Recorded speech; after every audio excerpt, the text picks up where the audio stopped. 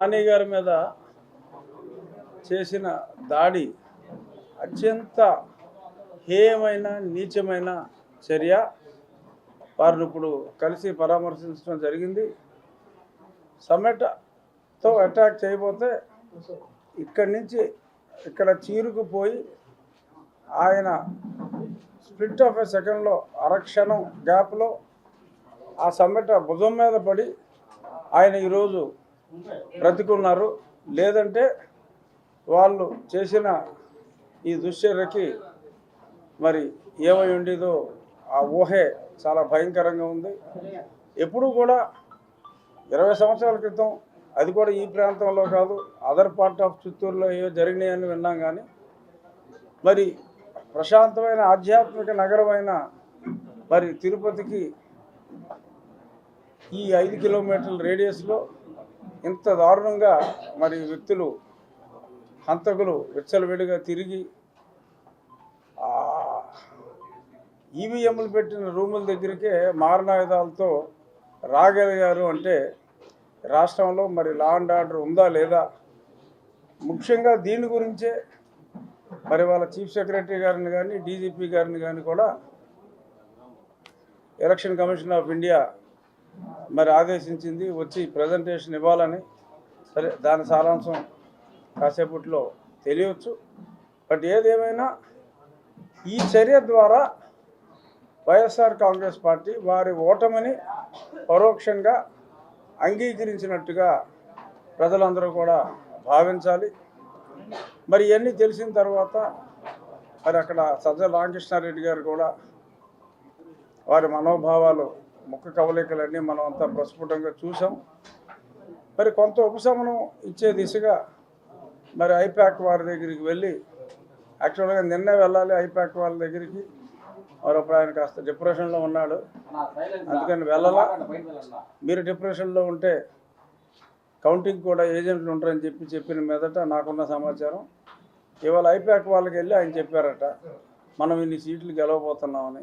మరి ఐపాక్ వాళ్ళు సర్వే చేస్తే వాళ్ళకి చెప్పాల్సిన పని లేదు, వాళ్ళు ఈయనకి చెప్పాలి. కానీ ఈయనే వాళ్ళకి చెప్పినట్టుగా మీడియాలో వచ్చింది.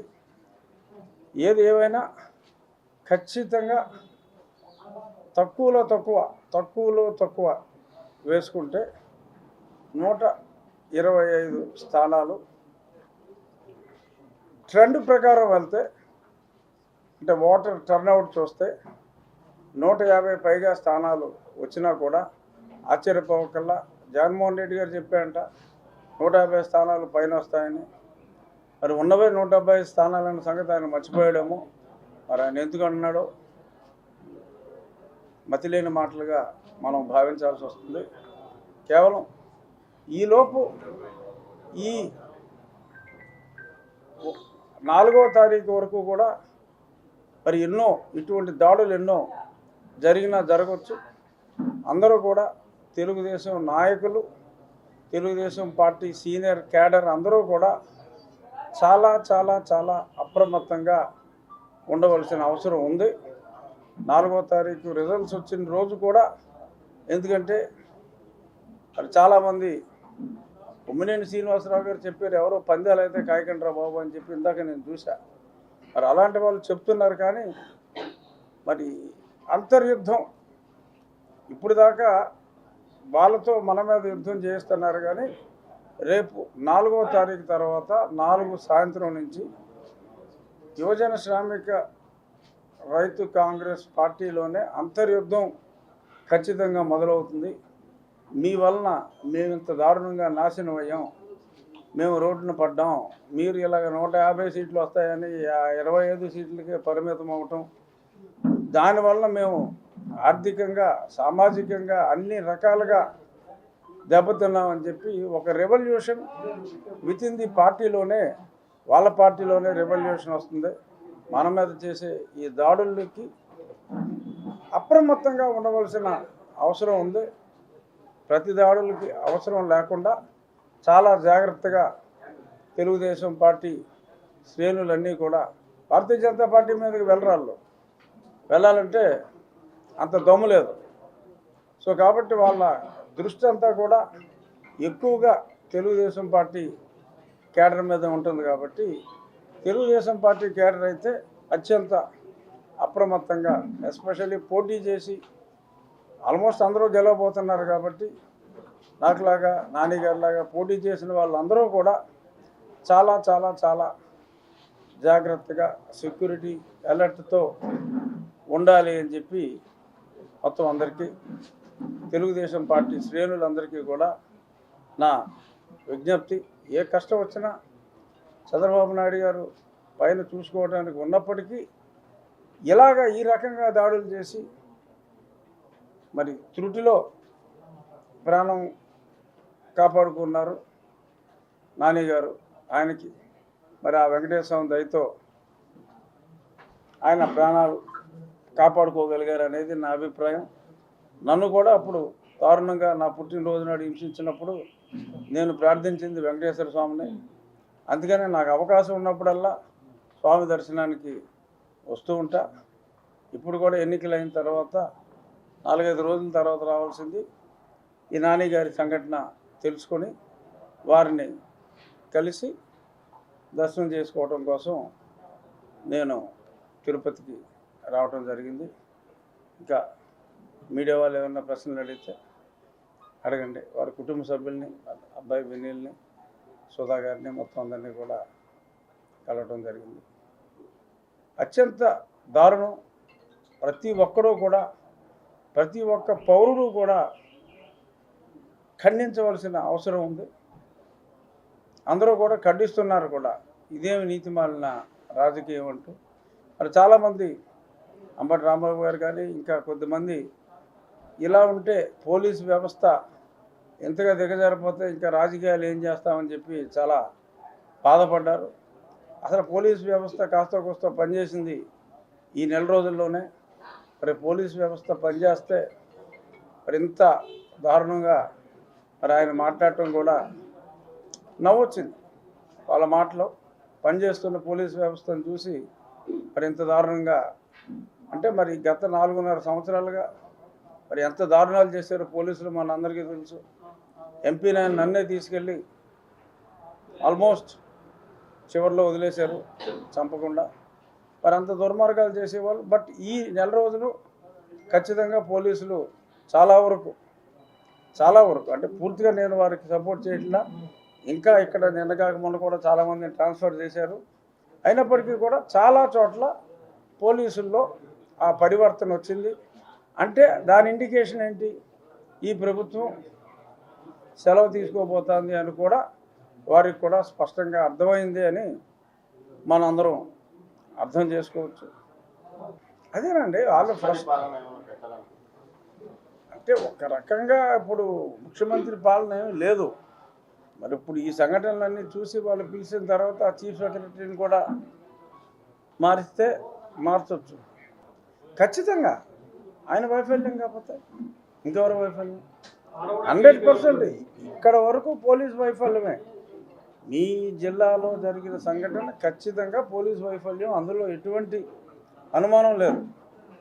బట్ నేను అనేది ఓవరాల్గా గతంలో మనం ఎన్నికల ముందు భయపడిన దాని మీద కొంచెం బెటర్ అయింది. కానీ మరి ఈ ప్రాంతంలో చాలా దారుణంగా ఉంది. అంటే నేను ప్రతి దగ్గర ఇలా లేరని చెప్తున్నాను.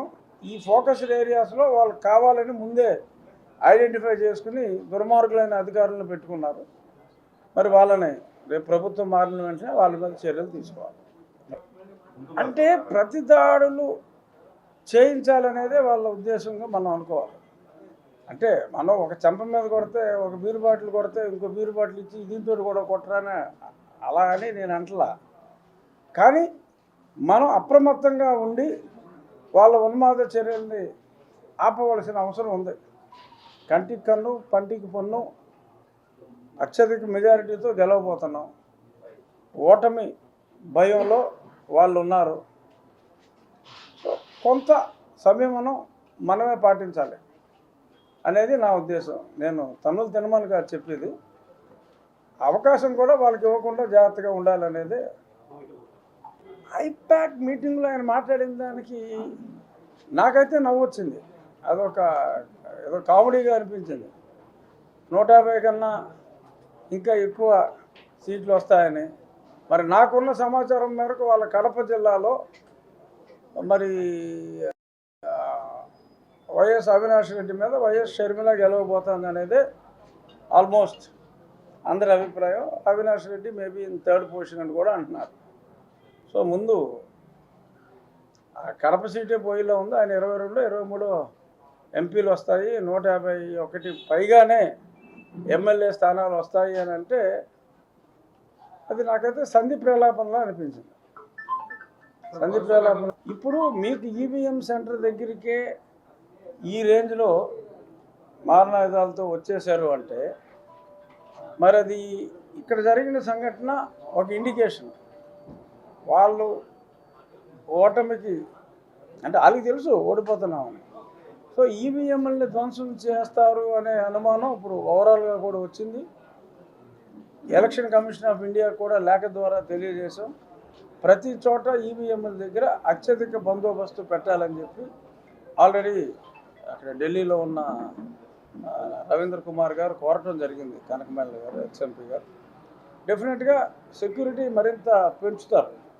అదర్వైజ్ వీళ్ళు ఈవీఎం బాక్సులు బదులు కొట్టి మళ్ళీ రీపోలింగ్ లేకపోతే మళ్ళీ రీఎలక్షను అడిగే దిశగా కూడా వాళ్ళు వెళ్ళొచ్చు.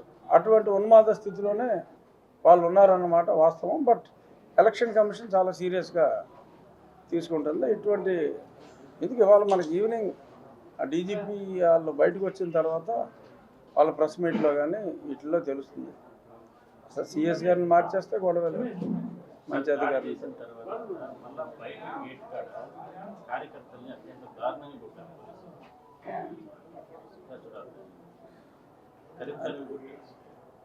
అదే అది అన్నీ జరిగినాయి, అన్ని విజువల్స్ కూడా ఉన్నాయి. దురదృష్టం. మనం ఏం చేయాలన్నా ఇప్పుడు పుణ్య నియోజకవర్గంలో చాలా ప్రశాంతంగానే జరిగింది. కాకపోతే జగన్మోహన్ రెడ్డి గారు ఇంకొక అభ్యర్థిని తెలుగుదేశం ముసుగులో ఆయనే బాగా ఫండ్ చేసి ఆయన ఇద్దరికి ఫండ్ చేయవలసి వచ్చింది. ఏం చేసినప్పటికీ ఘోరమైన పరాజయం ఉంటుంది. పిఠాపురం ఆయనకి 55,000 రేంజ్లో మెజార్టీ. కళ్యాణ్ గారు చాలా ఎక్కువ డబ్బు ఇచ్చారు. అయినప్పటికీ కూడా సార్ నిన్న తాడిపత్రికి ఒక డిఎస్పీ రాజంపేట నుంచి అతను ఎస్పీకి తెలియకుండా వెళ్ళి నిన్న రాత్రి టీడీపీ వాళ్ళ ఇళ్ళ మీద దాడులు చేశారు. అంటే ఎస్పీకి తెలియకుండా ఎలా వెళ్తారు? ఏదైనా ఊరిన నాటకమా లేకపోతే